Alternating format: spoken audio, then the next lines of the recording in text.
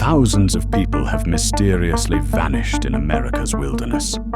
Join us as we dive into the deep end of the unexplainable and try to piece together what happened. You are listening to Locations Unknown.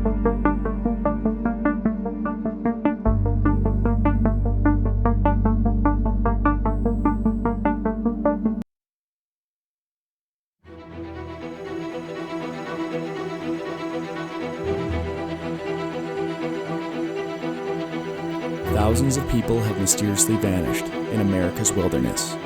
Join us as we dive into the deep end of the unexplainable and try to piece together what happened. You are listening to Locations Unknown.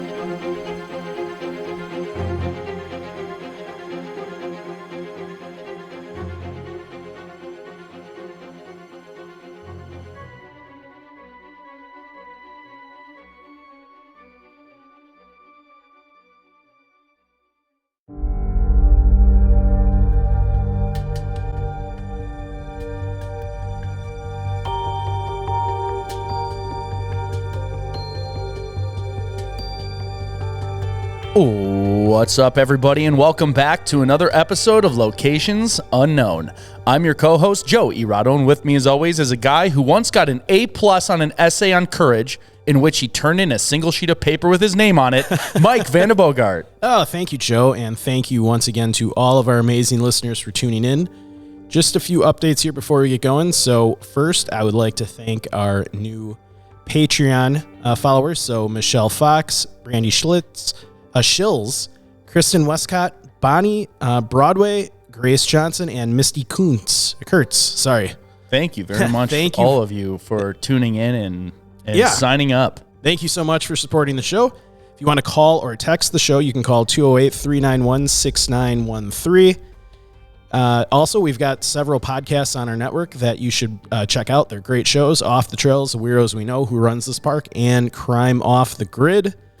If you want to support our show, you can go to places like Patreon, YouTube memberships, premium subscriptions on Apple, and where else? Spreaker, all the places. All the places. Everywhere you get your podcast. Yes. Ours. Any updates from you, Joe? No. All right, everybody, let's gear up and get out to explore Locations Unknown.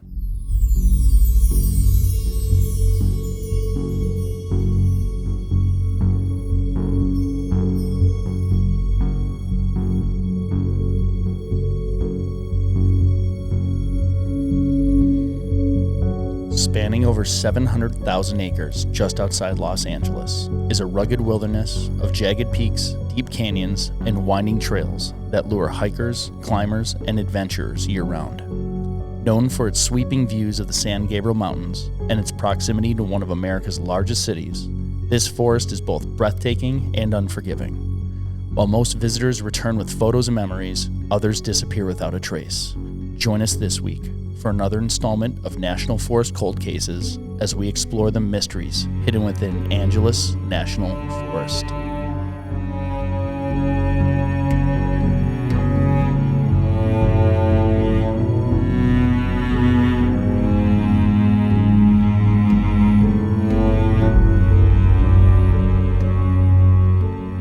So we have several cases, but we're going to be covering the location profile from the perspective of the most recent disappearance for this one. So as we said, the location is Angeles National Forest, and we are going to be focusing our information on the sublocation on Angel's Crest Highway, the 6,000-foot gate by the Mount Waterman Trailhead.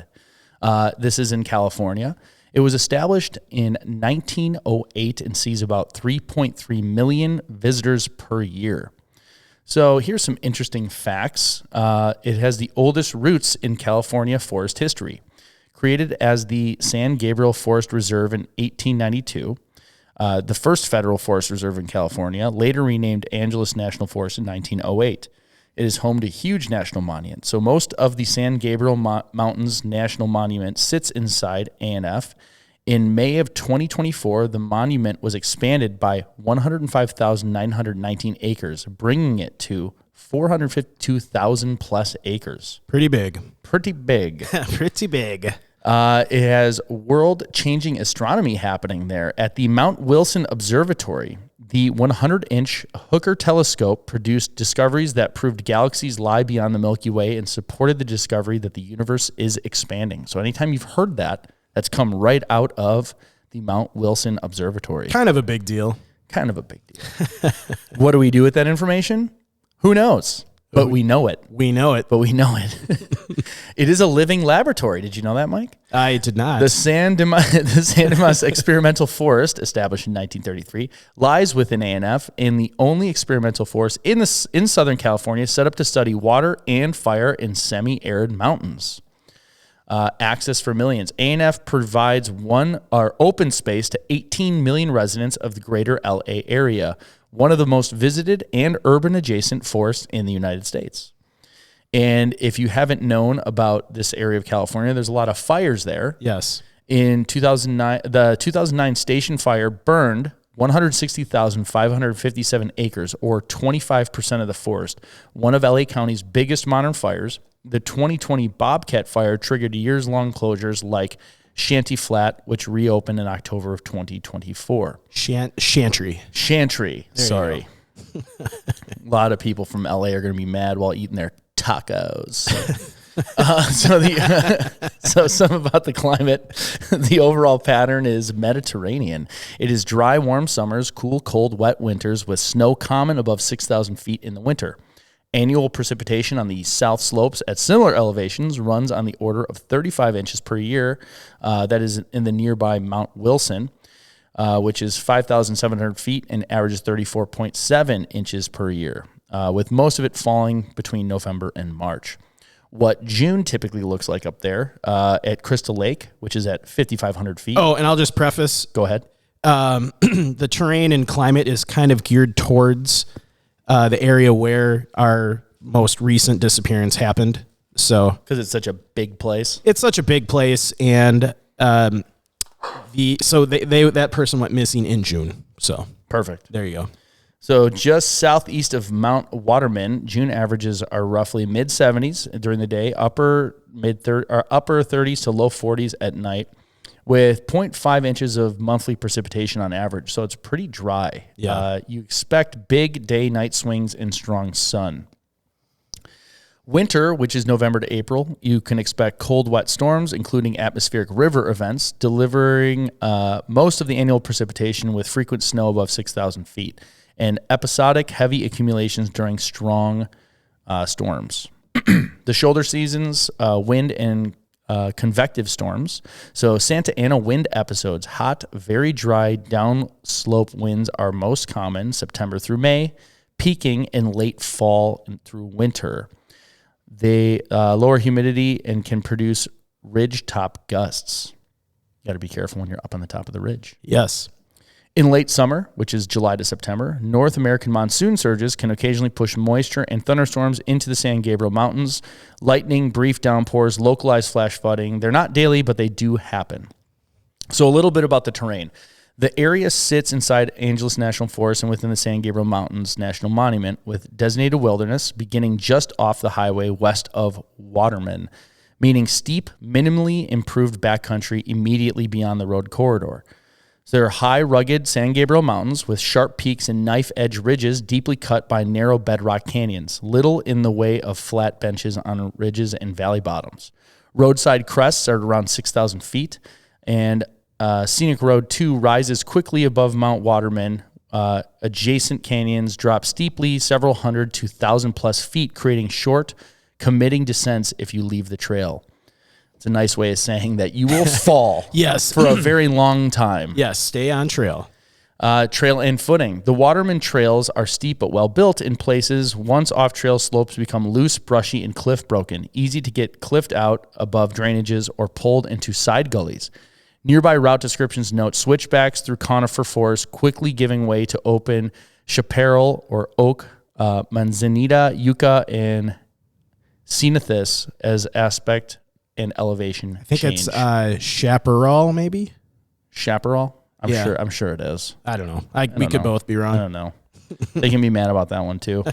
Vegetation zones. The upper montane conifers, Jeffrey pine, incense, cedar, big cone Douglas firs on cooler aspects in the higher slopes around Waterman. Chaparral belts, lower and warmer. It's a chaparral roan. Let's go with it. The Pink Pony Club, chaparral roan. Dense, scratchy. Now I made up for it. They're going to be happy again. There now. you go. Dense, scratchy brush that obscures ledges and gullies can funnel travelers into canyon bottoms. Sidebar here. Yes. We had a really funny comment, I believe, on Spotify. I need to start responding. I always forget I can respond to those. They were talking about how they've heard your hypothermia story now about 15 times. It was hilarious. Yeah. So that means they're actually avid listeners. What they don't understand is we get new listeners all the time. Yeah. So most people don't hear it. Joe, why don't you tell us about that story? I'm not going to anymore. I'm going to reference all 15 episodes. So water, side canyons, like Devils, often carry perennial or seasonal flows. With plunge pools and polished bedrock, progress can be slow with pour-offs and falls that require backtracking or technical skills. And there are post-fire realities. Recent fires in the San Gabriels, including nearby scars, leave unstable soils, down timber, and regrowth of poodle dog bush, a plant that causes severe dermatitis and flourishes in burn areas, complicating off-trail travel and SAR visibility. What a weird plant. That is a weird plant. Poodle dog. Yeah, it's like the whole forest just burned, now I'm here. Yeah. Don't touch me. Types of dangers present in the park besides that one plant. There's practical hazard rundown for Mount Waterman and Angel's Crest, areas where Monica Reza was last seen. That's the area. That's the one that's the most recent one, right? Yeah. Steep and complex terrain, so slips, falls, and getting cliffed out. Knife edge ridges drop quickly into tight canyons with pour-offs and small waterfalls. Off-trail travel can force committing down climbers or rappels and make aerial visibility poor. Even sign trails have steep or loose sections near Waterman. And Devil's Canyon downstream terrain includes falls that only experienced canyoneers should pass. Post-fire vegetation, as we said before, the poodle dog brush, you don't want to touch that. It can cause severe poison oak-like dermatitis from light contact. So you just brush up against it and you're going to have like a very bad time. It is widespread in the San Gabriels after recent burns. And then, of course, there's quickly changing weather and exposure you have to watch out for. Wildlife. Rattlesnakes are common, so you want to watch your foot or hand placements, especially if you're climbing. Black bears and mountain lions occur in the range. You want to keep your distance. Don't run. Make yourself big and secure your food. Local agencies and USFS publish specific guidances in the areas. And if that wasn't all bad, there's navigation pitfalls and remoteness. So social erased trails after fires, blowdowns, and rockfall can push hikers off route into wrong drainage. Seasonal closures and road trail interruptions on Scenic Road 2 are common, adding time, fatigue, and route finding error.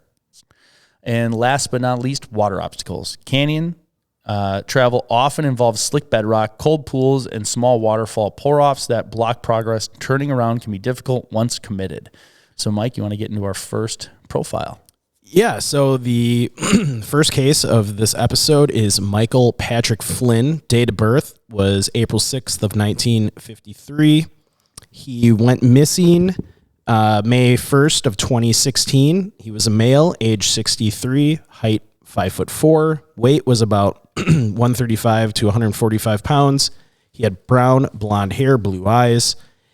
Other notable features about him, he had a distinctive chipped front tooth. Gear he was last seen in, so black jacket. His vehicle also was later found near 175th Street and Pear Blossom Highway. And this was consistent with desert side launch towards the San Gabriels, which we'll discuss here further. We don't know a lot about his personality or medical issues or hobby, unfortunately, or experience in the wilderness or in that location. A lot of these cases are that we do in our cold case episodes. There's less information to go on, so but we still want to cover these cases because they're still open. So this timeline for this case starts on May 1st of 2016. This would be the last known contact. So around 9 a.m., Flynn speaks with his family and says he's going to go hiking in the San Gabriel Mountains for a few days. Family and investigators believe he likely headed to the Devil's Punch Bowl recreation area with the intention to go south towards Highway 2. Possible areas that he might have hiked would be the South Fork Trail or Big Rock Creek. Now, around mid-May of 2016, he had failed to return, and the Los Angeles County Sheriff's Department, the Palmdale Station / Homicide Bureau, was notified. And like I said, not shortly after that, his vehicle was found abandoned near 175th Street and Pear Blossom Highway, confirming that he departed into the San Gabriel Mountains from the desert side. And it's now late May of 2016. So authorities at this point are publicly requesting help. They again suggest that Flynn likely departed from the Devil's Punch Bowl recreation area. He was heading south towards Highway 2. And like I said earlier, his potential routes included maybe the South Fork Trail and Big Rock Creek corridor. So initial searches spanned the areas between Wrightwood and Dawson's Saddle along Highway 2 and extending north to the Devil's Punch Bowl site. It's now mid-2016 to early 2017, so we don't have a lot of very finite dates like we do in some of our cases. But we do know that over this time, authorities had expanded the search zone to include several areas around where he might have gone missing. So Silver Moccasin Trail, Rincon Truck Trail, along the Pear Blossom Highway, the desert region between Pear Blossom and Lake Los Angeles, Lovejoy Butte, and the mountainous areas south of Juniper Hills. Sadly, despite extensive coverage of these areas, no evidence or sightings were reported, and all leads eventually stalled. It's now March 20th of 2017, and there was actually a renewed public appeal by authorities. So nearly a year after Flynn's disappearance, Palmdale Station detectives issue a detailed media appeal for public help, outlining all the areas searched and reiterating known details. So sadly, from 2017 to current times, Flynn remains missing and unsolved. There's been no further updates or breakthroughs in the case, and it continues to be active and unsolved. And sadly, with all the fire activity in that area, there's always a chance that any evidence of where he was might have been burned up in one of those fires. So it's unknown if they will ever find his remains. There are some pretty obvious theories in this one. So the most likely theory that authorities kind of leaned on during the search was an accidental fall or exposure during a Desert 2 crest hike.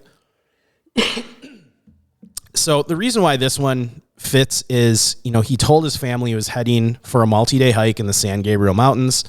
He likely was starting at Devil's Punch Bowl recreation area and moving south towards Highway 2 with possible corridors in the South Fork Trail, Big Rock Creek.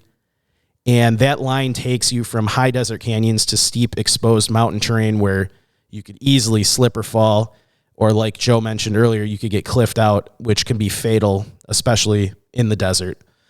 So, authorities searched all these areas, but still weren't able to find any evidence. Another pretty high likelihood theory is getting lost, or he went off route and succumbed to the elements. So it's pretty obvious the way Joe described the terrain. It's very rugged as soon as you're off trail, and would be very easy to slip and fall. So I'm looking in the Devil's Punch Bowl in Juniper Hills area. Yeah, I am sharing screen. Good. It's just very nothing desert. He wasn't around I'm assuming roads and houses and stuff. So he's out hiking in here. There's nothing. So if you have a medical issue, if you run out of water, you're just in exposure. Yeah. And he went missing in May. So it's, starting to get hot out there. And yeah, it's a tough it's tough terrain to hike in, and if something happens, you go off trail, get lost. We really don't know the kind of gear he had. We're assuming if he was planning to do a multi-day hike that he had the proper gear, but we don't really know. So sadly, this case remains unsolved, and those are the main theories. Getting lost. He could have had a sudden medical emergency too. He was hiking by himself. That's kind of what I was leaning towards. I don't know what made me think that. Just maybe his age. Yeah. I don't know. Like, I looked at his picture and I was like, oh, I wonder if it was a medical emergency. I have no evidence or anything to back that up other than that's a thought that hit my head for no reason. Yeah. I mean, hiking in altitude in, desert environments in the hot, in that heat, it does put stress on your body. So if you're an older person, obviously more things can go wrong with that stress, but we don't know because nothing was found of him. You would think that if, someone was just going up one of the trails and had a heart attack and keeled over on the trail, someone would find their remains pretty quickly. So, he could have been off trail and in his attempt to try to get back, then had a medical emergency. And as Joe described earlier, it's such a rugged terrain that it's hard for searchers to find, look in every nook and cranny. So, the most likely is probably accidental fall or getting lost, maybe a medical emergency. Investigators really ruled out foul play and voluntary disappearance were the lowest theories discussed in this case. So you're leaning towards medical? I am for no reason. No reason. No other reason other than that's my hunch. I think it's a combination of he went off trail and then fell. And they're not going to find him because it's such a rugged remote terrain that they can't search everywhere. And he fell in an area where there's not a lot of hikers. They can only search the nooks, not the crannies. Yes. So moving on to case number 2. So the subject of our next case is Gary Robert Nuetzel. He was born in December 7th of 1944. He went missing on October 11th of 2024. He was a male, age 80. He was 5'9", 140 pounds. He had gray hair, blue eyes. We don't really know clothing he was in, but investigators speculated based on conversations they had that he likely carried a small backpack and possibly trekking poles. His vehicle was found October 28th, 2024 at the Chantry Flat parking area. And we don't know anything about his personality or medical history. He was a very avid hiker and longtime outdoorsman in the San Gabriel Mountains, especially in this area. And some people said he had over 50 plus years of hiking in this area and was described as intimately familiar with the local terrain. So, yeah, he's an old gentleman. He knew what he was doing, though. 80 years old. If 80-year-olds, I don't think most of them could hike something like this. I don't know. Look at this guy. Hold on, I'm going to show the screen. Yeah. He seems tough. I mean, that looks like a prison photo. Yeah, right. It does. I'm not saying he was. I No. don't want to disparage him, but He looks like a tough old gentleman. yeah, he looks like the type of guy that can hold his own out while hiking. Yeah. And he's been doing it for 50 years. Oh yeah, so he's in shape. He's in shape and he knows the area like the back of his hand. So, and yeah, he grew up in the Sierra Madre Acadia area and he was a frequent visitor to this area. So born and raised here, very experienced. So pre-disappearance, I always like to understand, why these people were out doing this. And for these cases, unfortunately, there's not a lot of information. So we don't have an official reason for why he was out there that day. It's, like I said, it was documented that he did many frequent day hikes for decades in this area. So this is completely not out of the ordinary for him. He just probably hikes multiple times a week in this area. So, but unfortunately he never shared his itinerary. So we don't really know where he could have been going. And if he's been going all the time, I'm sure he's going to different areas all the time. Yeah. He's not going for one specific thing. And if you've been hiking for 50 years in the same area, you probably get kind of complacent with like, oh, I'm not going to tell someone every time I go out here. Oh, yeah. I've been doing it for I could see that. 50 years and I've been fine. So, and there's something that's, and just being honest, when you go to like a national forest or a forested area that's real close to a heavily populated area with a lot of traffic, it feels less wild. Yeah. So I would argue you might feel less inclined to be like, here's my itinerary. Yeah. When we were just hiking with my daughter in the Pacific Northwest, like we went to a couple big parks to go see some waterfalls. Yeah. And it didn't even occur to us like, oh, we're hiking. It felt like a stroll through the park. Yeah. But then you get deep in there and you're like, oh, this is a really big forest. Yeah. Like you could still, it's still wilderness. You could still have things happen. People still have gotten lost there. Yeah, absolutely. Little context about this case. So, the area that he went hiking had just been reopened after the Bobcat fire that Joe mentioned earlier. And the search and rescue team notes that,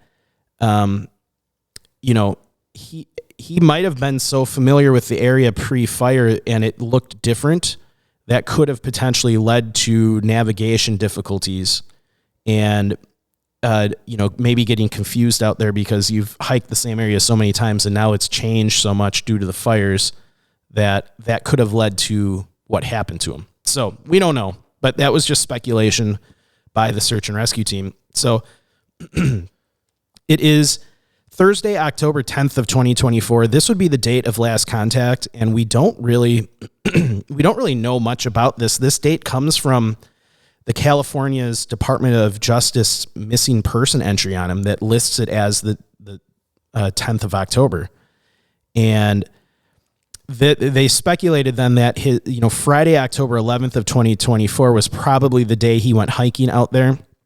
So this is what the Sierra Madre search and rescue team identified. They said October 11th was the day that he was likely hiking in the Chantry Flat area. He was believed to be solo with a small pack and possibly hiking poles, like I said.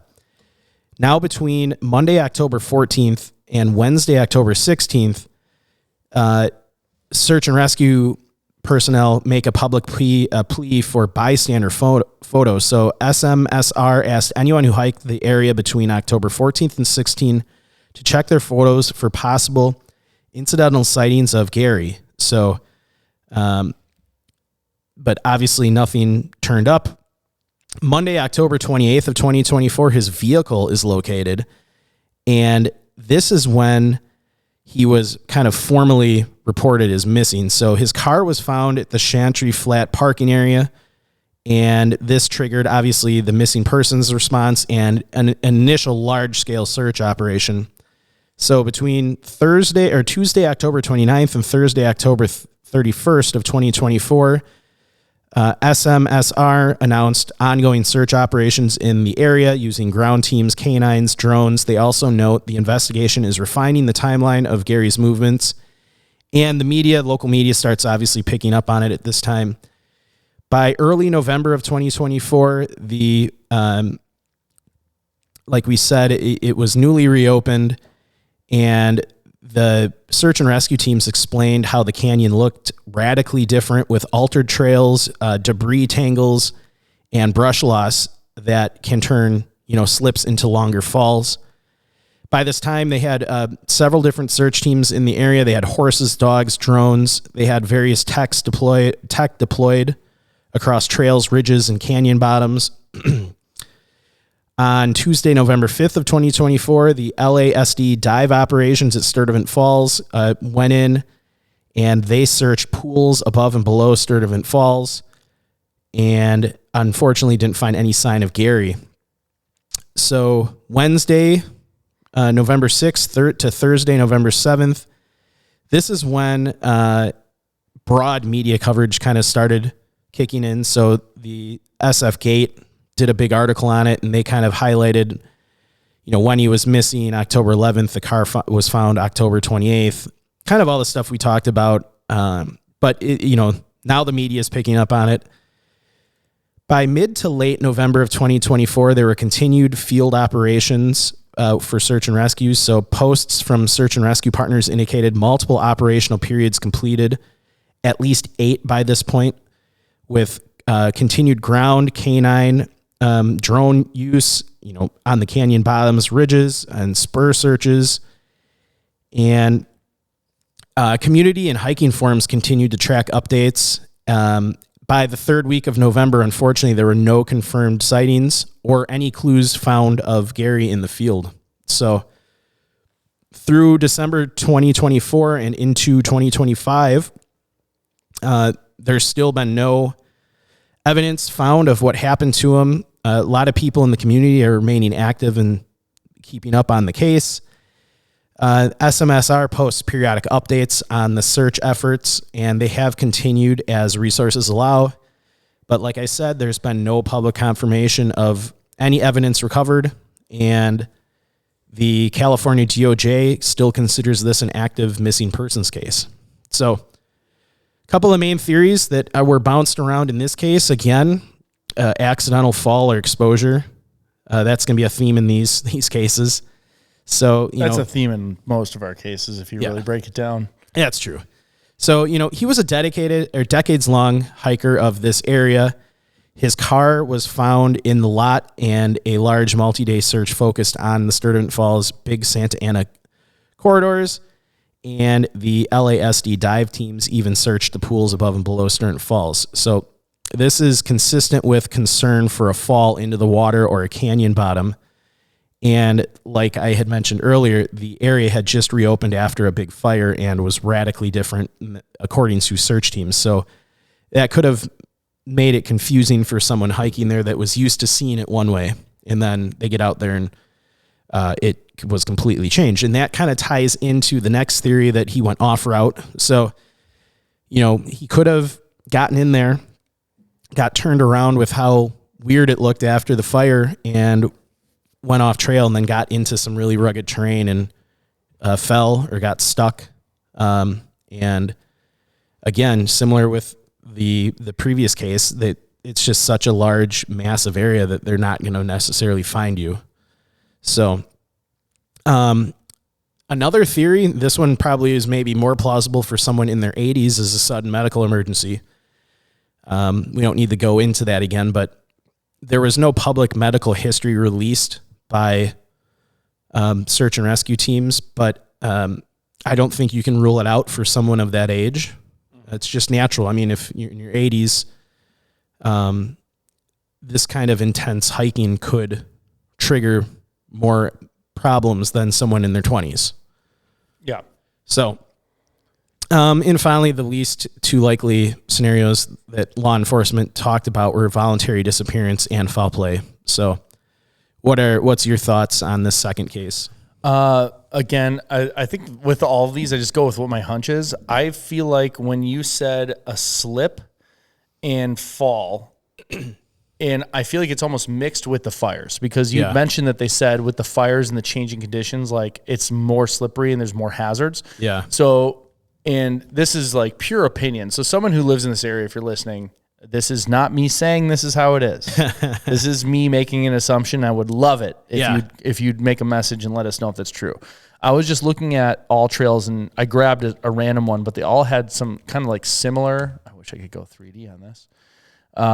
Similar looks.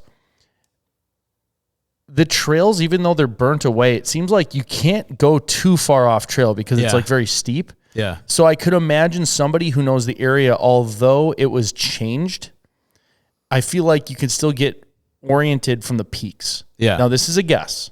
So that's where I was leaning more towards. If the fires had altered the area and it was more slippery, a man his age, if he did take a fall, that can be very detrimental. Yeah. If you're older and you like, the worst injury you can have is like a broken hip, and that's also a very easy thing to break, especially in a rugged area. You have a lot of blood loss when you break a hip. So my hunch was immediately, because of the changing terrain, he wasn't necessarily lost, but it was more treacherous than what he was used to. Yeah. And if he wasn't being careful because he's hiked it so often, he may have taken a spill that normally he wouldn't have. Yeah. And maybe he was injured in trying to go out and couldn't get out in a certain way. I don't know. That's the thing that stuck with me. I don't know why anyone wouldn't find him, because it seems like a heavily trafficked area. Yeah. But that is where my hunch went. I think it was a fall. Yeah, and because he didn't give anyone his itinerary, they only know where his car was. He could have covered a lot of ground before he had his accident. Yeah. So I think he was very capable of covering a lot of ground even for his age. So that could be maybe he was far out. Yeah, and I mean, if you look at the timeline between when he was officially reported missing, he likely started hiking on the 11th, and his car was found on the 28th. So that's a pretty big gap between when he started out there to when they started really searching for him. So, I don't know. A lot could have happened. I think, unfortunately, in his case, that he sadly probably got turned around and then had some type of significant fall that led to an injury, like you said, like a broken hip or who knows what. Yeah. So, okay. Moving on to our final case. So this one is very recent. Monica Reza, and we unfortunately don't have a date of birth, but we know she went missing on June 22nd of 2025. She was a female, age 60, height 4'11", 101 pounds, gray hair, brown eyes. Clothing and gear she was last seen in. So red long sleeve shirt, green hiking pants, hiking shoes, and boots. She was last seen, like Joe had mentioned, at the 6,000 foot gate near Mount Waterman. We don't know anything about her personality or medical issues or occupation. We do know her experience in the wilderness. So she was known to be a hiker of this area. So she was familiar with the Mount Waterman area. And so she kind of knew the area. She wasn't a complete, out of towner hiking this area. So she, again, we don't have any official statement as to why she was out there. She was hiking with two other friends, and, law enforcement really only said that she was hiking near Mount Waterman and became separated. So timeline starts Sunday, June 22nd of 2025. It's around 9:10 a.m. Monica was last seen near the 6,000 foot gate on Angels Crest Highway by the Mount Waterman trailhead in Angeles National Forest. She was hiking with two other individuals. One hiker proceeded toward their car while Monica continued on the trail with the second hiker. At some point near the ridgeline, around 7,000 to 8,000 feet, Monica became separated from the second hiker under an unknown circumstance. So we don't know why they split up. Monday, June 23rd of 2025.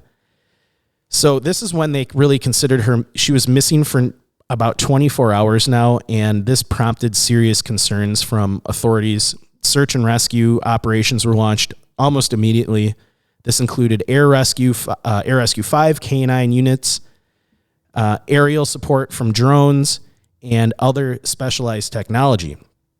They had a lot of teams in here helping. So they had the Montrose SAR, Altadena Mountain Rescue, Antelope Valley, Sierra Madre SAR, San Diego Mountain Rescue, Ventura County East Valley SAR, Riverside Mountain Rescue, San Bernardino County, and Orange County were all in on the search. So pretty large search and rescue operation.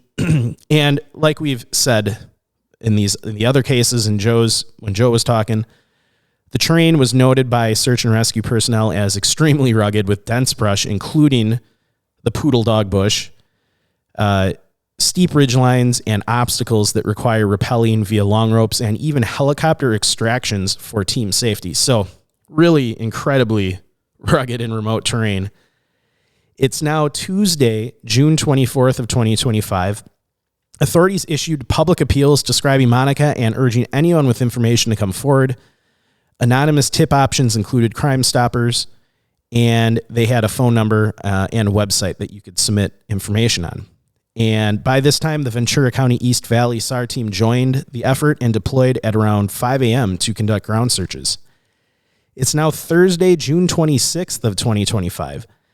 We have additional reports that confirmed search efforts were continuing in the challenging terrain, with teams persisting in off-trail searches near Mount Waterman. And on this day, they had approximately 35 searchers in the field. It's now Monday, June 30th of 2025. Some sources actually state this as the 29th, so just keep that as a grain of salt. So this is kind of when the active response phase of the search officially concluded. So real quick, Yeah. Here's like a picture about 3 days beforehand. Okay. So it is rugged and there's stuff going on, but it's not like it's crazy brush. Like you can get hidden in there. Yeah. And that's what I was looking from the satellite too. Oh, did I close it? Yes, I did. Like in the preview, it doesn't look heavily, like densely forested, Yeah. I guess. Yeah, I don't know. Yeah. I mean, first, I'm not saying you can't get lost, but yeah. it's not like it's really thick. No, I mean, at first glance, it doesn't look. We've covered cases where the train or the trail looks a lot crazier Yeah. than that. You're right. I mean, that doesn't look. I could be missing something. Maybe on the ground it's different, but from the pictures on All Trails, not our sponsor, All Trails, give us a call. We'd love to have you sponsor us. Yeah, they're an okay app. We don't know. Yeah. We don't know. We don't know. They've Yeah, I mean, we're not sure yet.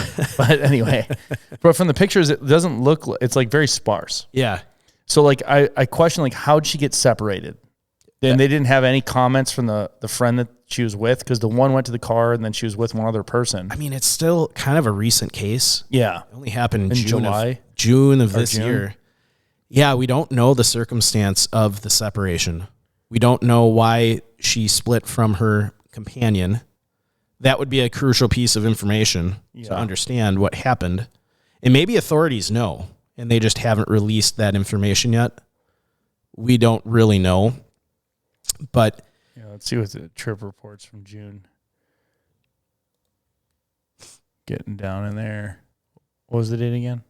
She went missing On the 22nd? 22nd of June of this year. Oh, there's a hiker that went missing on this trail the past Sunday morning.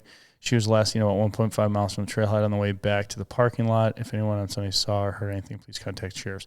So it was a hiker that went on the 25th. Yeah. That just posted 1.5 miles from the trailhead. I'm going to see on the, because it should, I'll pause it when it gets to 1.5 miles so we can get an idea of where she was exactly. Yeah. I love this technology of this app that I've never heard of before that I don't want to give any credit to.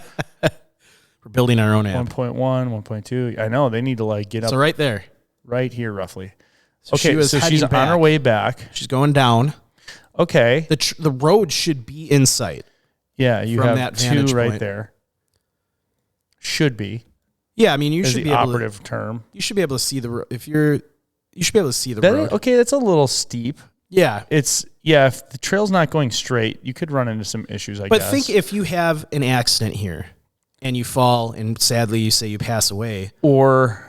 Okay, go on. Sorry. I'm just saying, this is so close to the road. Searchers would find you. The other thing I'm thinking too, if you go off trail. Yeah. If you're heading down this way, and for those listening, it's like on the side of a mountain, but if you accidentally went any direction, you would hit a road. Yeah. Unless you kept going along the ridge. But if you kept going downhill, because you can only really go in a couple directions, like the longest one would be this way, you'd still hit 2. If you went that way, you'd hit 2. If you went this way, you hit the parking lot or the rest of the trail. And it's not densely forested. The only option is she went the other way. If she went the wrong side of this ridge. Went in deeper. Yeah, that could be a problem. And now you're getting farther away from the road. So if she thought she was going down towards the parking lot and down this way. Yeah.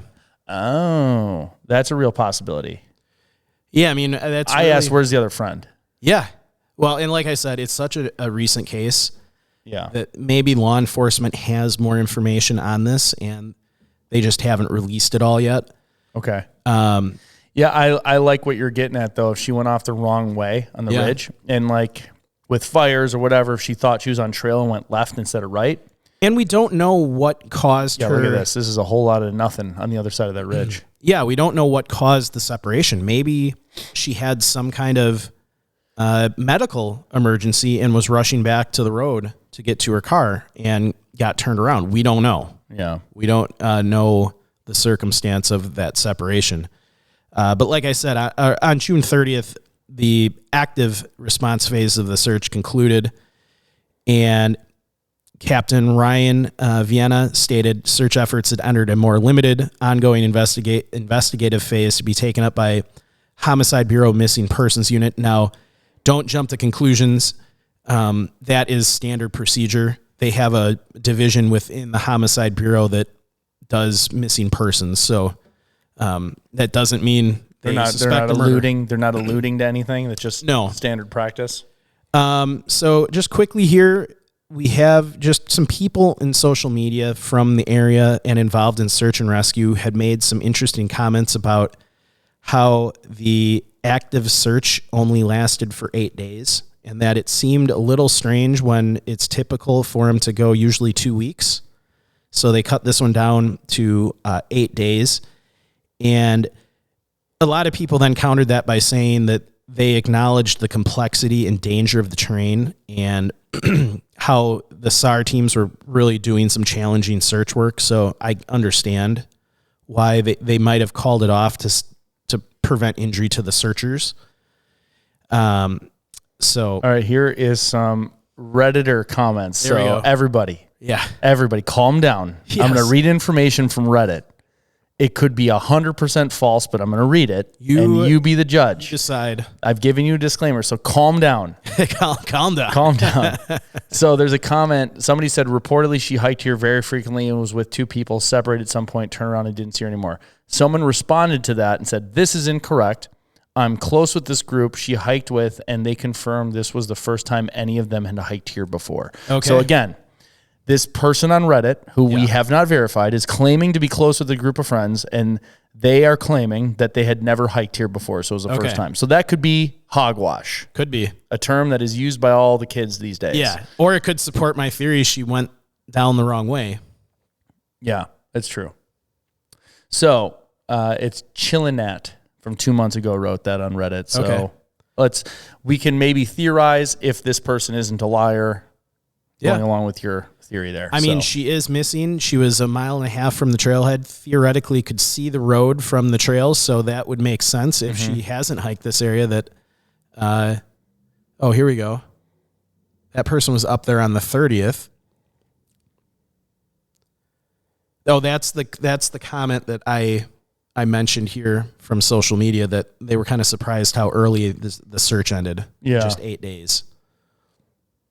And then someone else said it moved to a different area. Yeah. Another person said 2 weeks minimum. This is fun to theorize. I love the Reddit comments, but all of these are uninformed people. It opens up the bag of worms. It's the telephone game. Yeah, you really... I was looking for more Chillinat comments, assuming that they aren't liars. So, okay. We don't have to go on this anymore because it's Reddit, unverified, all the stuff. But so supposedly via comments on Reddit, they may have not have ever hiked there before. Okay. So we'll do a theory as if they haven't, and then maybe one as if they have. Yeah. Let me just see if I have any other information.